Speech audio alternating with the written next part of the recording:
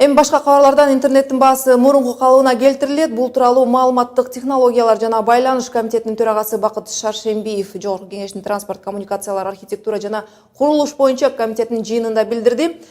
Анын айтымында баалар бир жумадан кийин калыбына келет. Учурда казак тарап менен кыргыз компаниялары сүйлөшүүлөрдү жүргүзүп жатат. Ушул эле жыйында Кыргызтелекомдун башчысы Эмиль Эшеналиев депутаттардын сынына кабылды.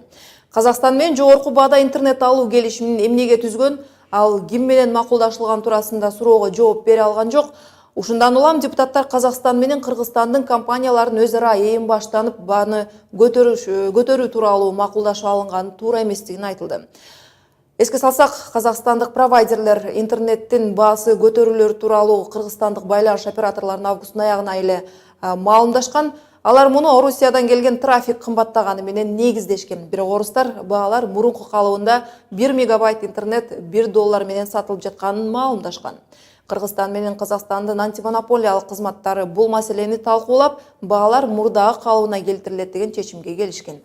Бүгүнкү күндө бардык биздин компаниялар коммерциялык сунуш алышты.